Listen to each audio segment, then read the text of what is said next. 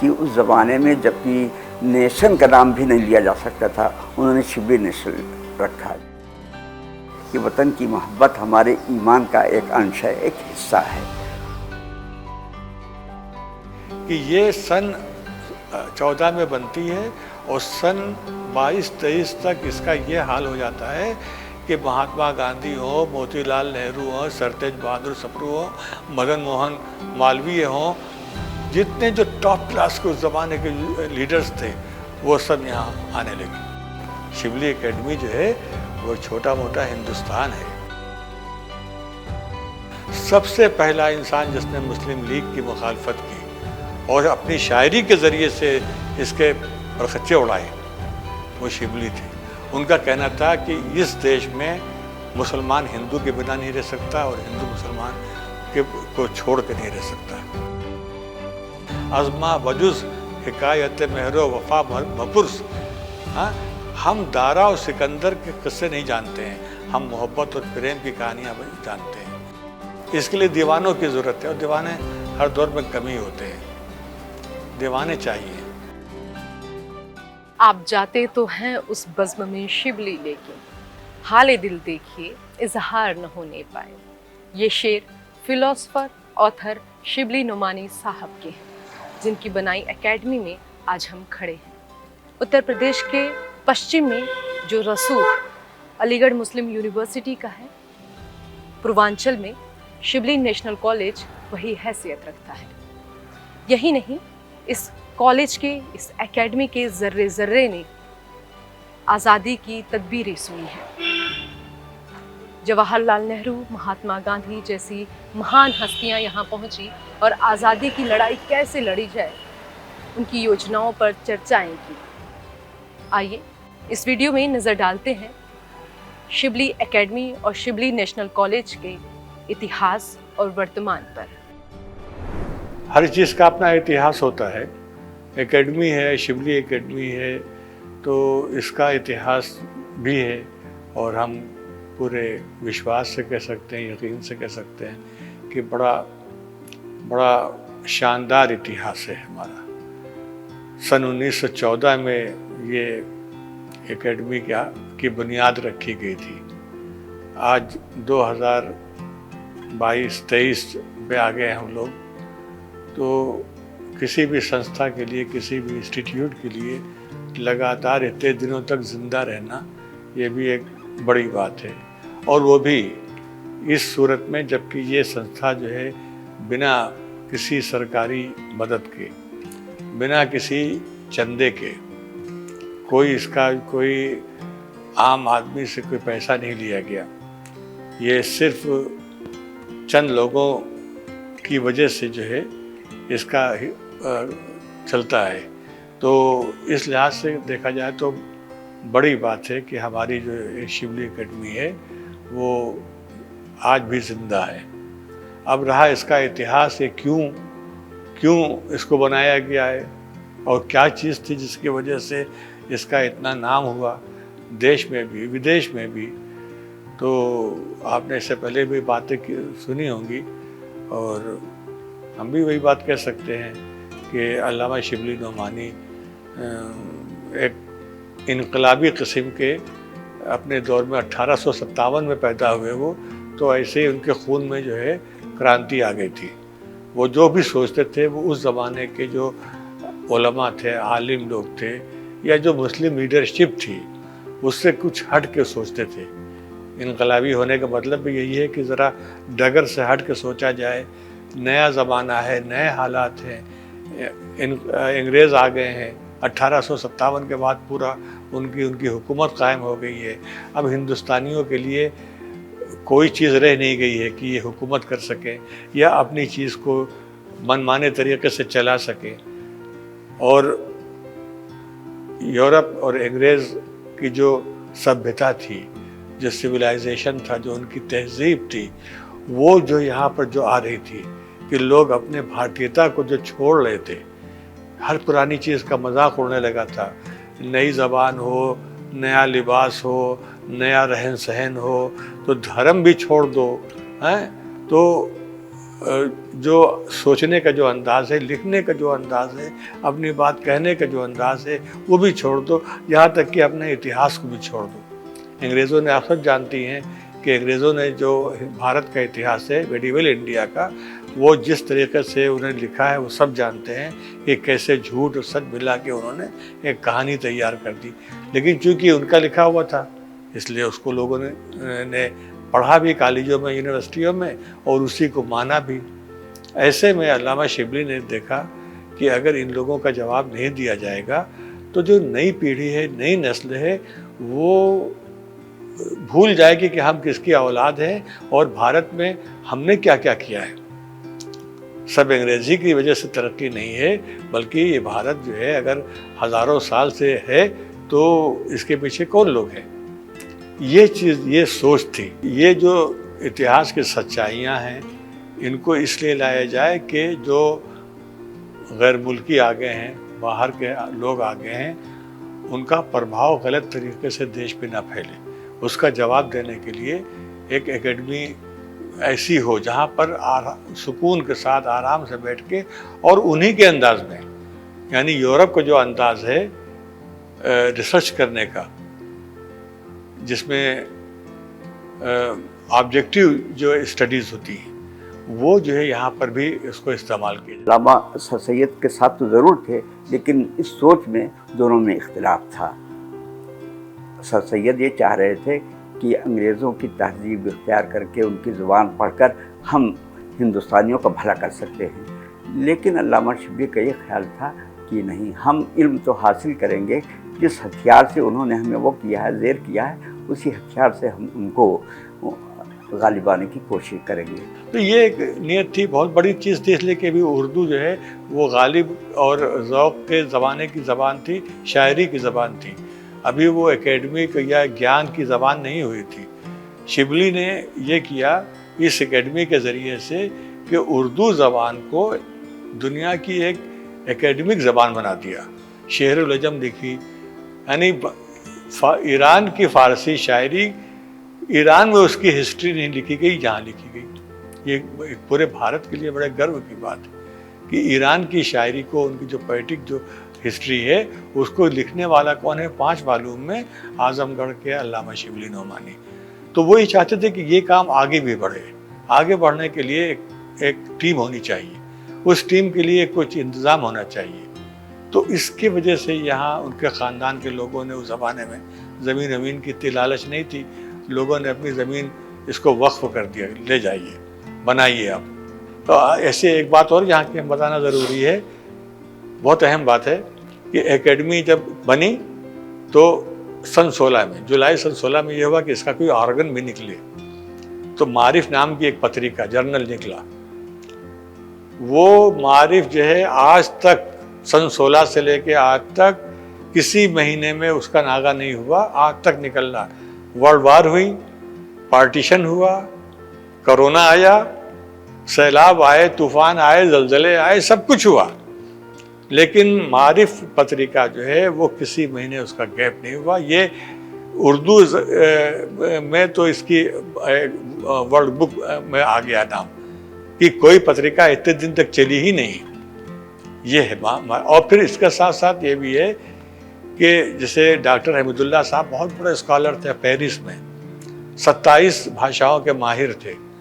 उन्होंने यहाँ ख़त लिखा कि आज भी हमारे पास सारी दुनिया से जो पत्रिकाएं आती हैं, जर्नल्स आते हैं, ख़ास तौर से इस्लाम के धर्म के बारे में, नंबर 1 पे आज भी मारिफ है। ये हमारा सबसे बड़ा जो है हमारे लिए गर्व की बात है कि हमने उर्दू ज़बान को वो पत्रिका दी है जो सबसे पुरानी है और ज़िंदा है। हाँ, और यहाँ जो लिखा जाता था उसके बाद सारी दुनिया में उसकी गूंज होती थी। आज भी इतना डेवलप कर गया ताकि रिसर्च के लिए तरह तरह की आसानियाँ हो गई। उस ज़माने में कोई आसानी नहीं थी। वो अब कहाँ कहाँ गए, तुर्की गए, मिस्र गए, हर जगह का दौरा किया मैटर कलेक्ट करने के लिए। आजकल तो गूगल सर्च कर लिया, घर बैठे उंगलियों में पूरी दुनिया, इल्मी दुनिया सिमट आई उंगलियों में।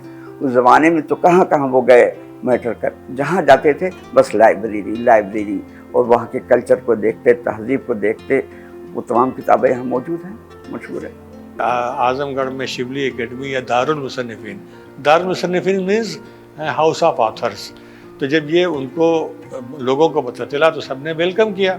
अच्छा, उससे पहले शिबली की किताबों ने तहलका मचा रखा था पूरे इंडिया में, सारे इंडिया में था कि शिबली अल फारूक, सीरतुन नबी, अल मामून, शेरुल अजम, अल कलाम, सफ़रनामा मिस्र शाम, ये उस ज़माने के लिहाज से बहुत एक नई लहर थी किताबों की।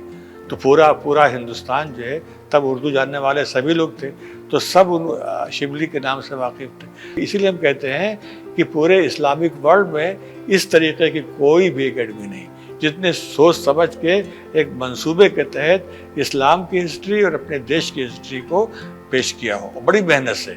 ये नहीं था कि बस लिख दो चाहे जो कुछ नहीं, जो भी लिखा जाएगा वो रेफरेंस के हवाले के उससे होगा। और जो वो किताबें सामने होनी चाहिए कि जो सही मानों में जिनका जो ऑथेंटिक है। ये सारे जो लोग हैं यहाँ पर एक से एक बड़े ऑथर, यानी इनके बारे में ये कहा जाता है कि अगर उर्दू साहित्य से इन लोगों का नाम निकाल दिया जाए तो उर्दू साहित्य कंगाल हो जाएगा, भी कुछ रहेगा नहीं। तो ये हमारी एकेडमी ने शिबली, अच्छा कमाल ये है कि कहाँ बैठ के काम किया इन लोगों ने। ना दिल्ली है, ना लखनऊ है, ना बम्बई है, ना हैदराबाद है, ना भोपाल है, ना कलकत्ता, ना पटना है, जहाँ पर जो सेंटर थे एक छोटे से गांव वाले शहर में। एक गांव है, आज भी है, आजमगढ़ जो है सिटी नहीं है बल्कि एक कहना चाहिए टाउन है, समझे है।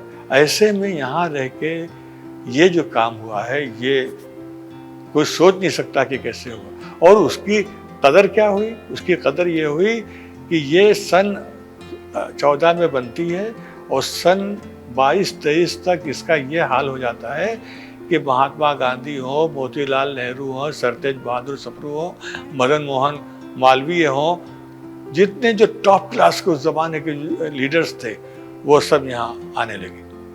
पंडित नेहरू तो एक हफ्ता यहाँ ठहरते थे। महात्मा गांधी जैसी शख्सियत यहाँ पर आई। आजमगढ़ आए इसलिए कि यहाँ पर शिबली एकेडमी, तो ये चंद सालों में, नहीं बहुत ज़माना नहीं। और आपको ये भी यकीन नहीं आएगा जो हमारे जो पहले डायरेक्टर थे शिबली के शागिर्द सैयद सुलेमान नदवी, ये सन 20 में कांग्रेस वर्किंग कमेटी के मेंबर थे, ऑल इंडिया सेंट्रल कमेटी के मेंबर थे। और जो ये सन 20 ही में एक डेपुटेशन गया, वो तस्वीर लगी हुई है, तो ये इंग्लैंड गया।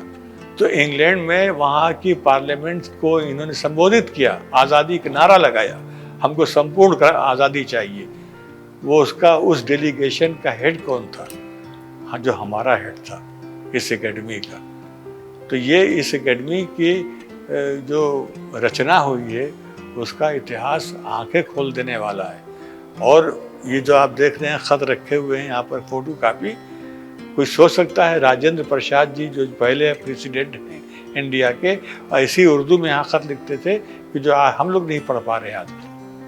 एक जो असली हिंदुस्तान था, एक असली हिंदुस्तान था जिसके पीछे बहुत सी ट्रेडिशंस थी पूरे देश की और जिसमें सब शामिल थे। और ये सारा एकेडमी का वर्क जो है वो इसलिए था कि हमारे अंदर हमारी हिंदुस्तानियत जो है वो जिंदा ही ना हो, वो मजबूत हो जाए। उसके लिए ये एकेडमी कायम हुई। इसमें नावल नहीं मिलेंगे, इसमें कहानी और अफसाना नहीं मिलेगा, इसमें सिर्फ वो किताबें मिलेंगी जो बुनियादी किताबें हैं। इतना बड़ा कलेक्शन कहीं नहीं है ऐसी किताबों का, 1.5 लाख किताबें। शिबली एकेडमी जो है वो छोटा मोटा हिंदुस्तान है, वो हिंदुस्तान जिसकी तहजीब, जिसकी नॉलेज, जिसके इल्म को दुनिया मानती थी कि हिंदुस्तान से बढ़ के हिसाब मैथ को जानने वाला दुनिया में कोई नहीं। तो वो हिंदुस्तान, जिस हिंदुस्तान ने दूसरे दुनिया के साहित्य को जिंदा किया, वो हिंदुस्तान जिसने दुनिया के सामने ताजमहल और गोलकुंडा और लाल किला और बुरहानपुर का असीरगढ़ और जयपुर का आमेर किला दिया, हाँ वो हिंदुस्तान। उस हिंदुस्तान की झलक देखना है तो ये छोटा से जो है मामूली सा छोटा से कैंपस ये दिखाता है, दर्शाता है। अपनी सोच के लिहाज से। शिबली एकेडमी में जितने लोग भी आए हैं वो बगैर किसी उसके आए हैं, पैसा नहीं लेते, कुछ नहीं लेते, मुफ्त में काम करते हैं, रज़ाकाराना तौर पर जिसे उर्दू में कहते हैं उस तरह से काम करते हैं।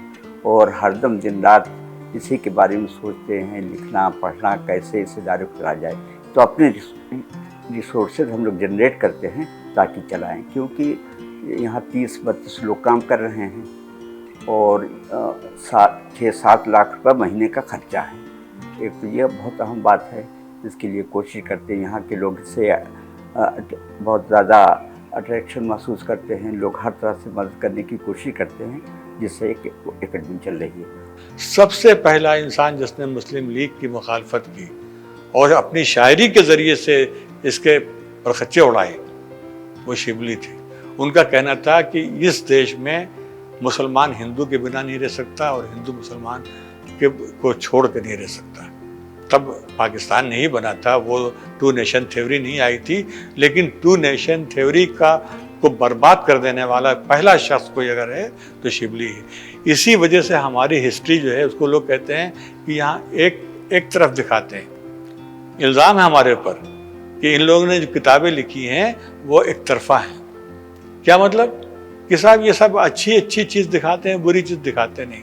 तो लिख दिया गया हमारे यहाँ कि हम जो है हम दिलों को जोड़ने वाला मसाला नहीं लेंगे, तोड़ने वाला, हम दिलों को जोड़ने वाला मसाला। हिस्ट्री में सारे मसाले मौजूद हैं, आप जो जैसा चाहें इस्तेमाल कर लें। तो हमको जोड़ना है, इसलिए हम जोड़ने वाला मसाला लेंगे। एक फारसी का एक वो भी एक शेर है, अज़मा वजुज़ हिकायत मेहरो वफा मपुरस। हाँ, हम दारा और सिकंदर के किस्से नहीं जानते हैं, हम मोहब्बत और प्रेम की कहानियाँ जानते हैं। तो ये हमारा बुनियादी उसूल है। वो लिखो जो लोगों के काम आए, जो लोगों को इंसान बनाने की तरफ लाए। ये नहीं कि हम अपने धर्म की तबलीग करने लगे तो दूसरे धर्म को बुरा भला कहने लगे। नहीं, सच्चाइयों को लाओ और इस अंदाज से लाओ कि लोग आपकी बात को सुने, समझें और दिलों को जोड़ने का काम करें। अल्लामा शिबली और ऐसे तैसे 2-3 लोग और होंगे जिसका ये असर है कि आजकल हर दुनिया में हर तरफ फसाद ये होता है। आजमगढ़ में ऐसा नहीं होता कि यहाँ एक हारमोनी है, गंगा जमुनी तहजीब जिसे कहते हैं वो है, और यहाँ का हिंदू अभी उतना कम्युनल नहीं हुआ या यहाँ का मुसलमान उतना कम्युनल नहीं हुआ। तो ये सब अल्लामा शिबली या उनके साथियों की देन है कि यहाँ की फ़िज़ा जो है उस तरह से कम्युनल नहीं हुई जैसे मुल्क में और हर जगह आप देख रहे हैं। अल्लामा देखिए, अपने वतन से मोहब्बत ये तो हमारे मज़हब का एक हिस्सा है। हुब्बुल वतन मिनल ईमान एक अरबी कोटेशन है कि वतन की मोहब्बत हमारे ईमान का एक अंश है, एक हिस्सा है। तो ये अल्लामा शिबली का यही पैगाम है कि किताबों से रिश्ता जोड़ा जाए, कलम से रिश्ता जोड़ा जाए और दुनिया में अमन और शांति फैलाई जाए। और वतन ख़ास तौर से हिंदुस्तान से जो उनको मोहब्बत थी, हिंदुस्तान में जो फासले बढ़े हैं उन फासलों को हटाया जाए। सबसे बड़ा मसला ये भी है कि हम जैसे लोग तो आ गए, ज़िंदगी गई, पूरी हो गए। सन 76 में आए थे तो नए युवा थे, बिल्कुल जोश से भरे हुए थे। लेकिन एज होती है, एज का एक फैक्टर अलग होता है। अब नई नस्ल की ज़रूरत है जो हिंदी भी खूब जानती हो, जिसकी अंग्रेज़ी भी बहुत अच्छी हो, अरबी पर्शियन तो होनी है। वो लड़के कहाँ मिले? और फिर सबसे बड़ी चीज़ जो है कि अपने आप को मिटा के बैठना। पैसा नहीं चाहिए, उतना ही चाहिए था हमारा काम चल जाए। ये सोच अब नहीं है, कहीं पर भी नहीं। हमारे भी लड़के जो हैं, जो अरबी मदरसे के अच्छे लड़के हैं, जो बहुत अच्छे होते हैं, वो बाहर निकल लेते हैं कि अरबी की बड़ी मांग है, चले गए। जाहिर है बड़ी तनख्वाहें मिलती हैं तो जाएंगे वो। उनको तो अपना घर देखना है, मकान बनवाना है, ज़मीन खरीदना। इसके लिए दीवानों की ज़रूरत है और दीवाने हर दौर में कमी होते हैं। दीवाने चाहिए तो वो मिल जाते हैं। भगवान जो है, अल्लाह मियाँ जो है, वो पैदा कर देते हैं। लेकिन कोई उनको मानने वाला हो, कोई पत्थर से ना मारे, मेरे दीवाने को ऐसा कहने वाले लोग समाज में। देखिए, सारी चीज़ समाज की बुनियाद पे होती है। हम उस समाज की तलाश में हैं जो इंसानों का समाज हो, जो जाने कि अच्छाई क्या और बुराई क्या। बस 2 ही चीज़ें हैं दुनिया में, अच्छाई और बुराई। जो जिस समाज ने ये समझ लिया कि अच्छा ये है, बुरा ये है, वो कामयाब है। उसमें नाम वाम मत लीजिए धर्म वरम का। अच्छाई अपनी जगह पर है, बुराई अपनी जगह। ये बुनियादी फैक्टर्स हैं दुनिया, यूनिवर्सल बुनियादें फैसला करने के लिए। आप चाहे जो कुछ कह लो, लेकिन अच्छाई अच्छाई रहेगी, बुराई बुराई रहेगी। जिस समाज में ये पहचानने का जज्बा आ गया वो सबसे टॉप पे जाएगी। डेवलप्ड कंट्री वही होगी जिसको अच्छाई और बुराई पे फर्क है। जब वो लाइफ ऑफ प्रॉफिट लिख रहे थे तो आखिरी एज, बिल्कुल आखिरी था, सन 14 में है और 13 में लिख रहे थे, तो उन्हें कहा कि उसको लिखने पर कि ऐसी किताब लिखेंगे लाइफ ऑफ प्रॉफिट जो अब तक किसी भाषा में ना लिखी गई हो। वही हुआ, 7 वॉल्यूम में है वो, अरबी में भी नहीं है। मोहम्मद साहब की लाइफ की जीवनी जो है वो अरबी में भी इतनी बड़ी नहीं लिखी गई जितनी शिबली साहब ने लिखी। तो जब वो लिखने का शुरू किया तो उनके ये शेर थे कि फरिश्तों में ये चर्चा था कि हाले सरवरे आलम, फरिश्तों में, आसमानों में, फरिश्तों में ये चर्चा था कि हाले सरवरे आलम, सरवरे आलम ने प्रॉफिट की जीवनी, दबीरे चरख लिखता या कि खुद रूहुल अमी लिखते, यानी अल्लाह मियाँ के जो सबसे करीबी जो फरिश्ते हैं वो लिखते। हाँ, निदा ये आलम कुद्दूस से आई तो एक अल्लाह मियाँ की तरफ से एक आवाज़ आई कि ये है और ही कुछ चीज़, लिखते तो हम ही लिखते। भगवान कह रहा है कि अगर लिखने वाली चीज़ है तो हम लिखते, तुम लोग नहीं लिख सकते। प्रॉफिट की लाइफ। फिर उन्हें एक और शेर कहा जब ये लिखते कि अजम की मदह की अब्बासियों की दास्तान लिखी, यानी शेरुल अजम लिखा, अब्बासी हुकूमत अल-मामून लिखी, अजम की मदह की अब्बासियों की दास्तान लिखी, मुझे चंदे मुकीमे आस्ताने गैर होना था, दूसरों की चौखट पे हमको कुछ दिन के लिए जाना पड़ा, मगर अब लिख रहा हूँ सीरत पैगम्बर खातिम, अब आखिरी पैगम्बर की सीरत लिख रहा हूँ, खुदा का शुक्र है यूँ खात्मा बिल खैर होना था, खुदा का शुक्र है कि अब अंत बहुत अच्छा भला हुआ। जो है आपके आसपास, आपके शहर का खास, वो दिखाएगा आपको DNN 24, आपका अपना डिजिटल न्यूज नेटवर्क। तो फिर कीजिए लाइक, सब्सक्राइब और फॉलो।